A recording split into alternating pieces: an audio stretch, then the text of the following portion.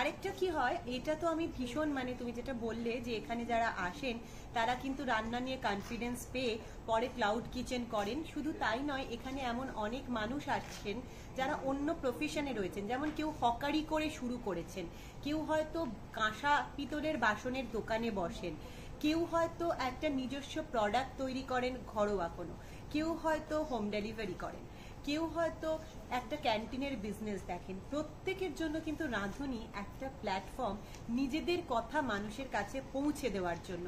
একটু আগে যে রাঁধুনি এসেছিলেন তিনি বললেন জীবনে অনেক ঘাত প্রতিঘাত এবং সংগ্রাম দেখেছেন। ওনার চোখ দেখে যেটা আমি বুঝতে পারলাম সেটা হলো উনি হয়তো জীবনে সেইভাবে অ্যাকনলেজমেন্ট পাননি। মেয়েদেরকে রান্নাঘরে ঢুকিয়ে দিলে তারা তো কিছুটা সারাদিন তখন আর সেটাই ক্রিয়েটিভ ওয়ার্ক থাকে না, রোজ ওই লাঙল যেমন আমরা বলদের ঘাড়ে দিয়ে দিই সেরকম একটা জিনিস হয়ে যায়। বলদের তো রোজ লাঙল টানতে ভালো লাগে না, রাঁধুনি যখন যারা বাড়িতে করেন সেই রকম হয়ে যায়। কিন্তু রাঁধুনিতে এসে না সেই জায়গা থেকে তারা একটা রিফ্রেশমেন্ট পান এবং তারা সবার কাছে সেই জবাবটাও দিতে পারেন যে দেখো যে রান্নার কদর তোমরা খাওয়ার টেবিলে বসে করো না, সেই রান্নাই কিন্তু আমাকে অ্যাকনলেজমেন্ট দিয়েছে এবং রাঁধুনি আমাকে সারা ভারতের জন্য আমাকে আর বিদেশেও যত বাঙালি দর্শক রয়েছে প্ল্যাটফর্ম দিয়েছে। এটা তারা বারবার বলেন যে এত বড় সুযোগ পেলাম আমি রাঁধুনিতে এসে। এটা আমার ভীষণ ভীষণ ভালো লাগে। এর আগেও আমি একদিন ফেসবুক লাইভ করেছিলাম, আমি বলেছি যে রাঁধুনি শুধু একটা কুকারি শো নয়, টক শো নয়, এটা কিন্তু ওমেন এম্পাওয়ারমেন্টেরও গল্প বলে।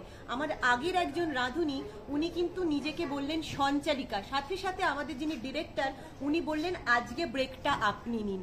ওনার বুকটা আনন্দে ভরে উঠলো। অর্থাৎ রাঁধুনি কিন্তু প্রত্যেকের সমস্ত কিছুকে একটা জায়গা দেয়। শুধু তাই নয়, এখন কিন্তু তোমরা যারা সোশ্যাল মিডিয়াতে বিভিন্ন চ্যানেল চালাচ্ছ সেই চ্যানেল থেকেও কিন্তু আমরা প্রতিনিধি ডেকে আনছি।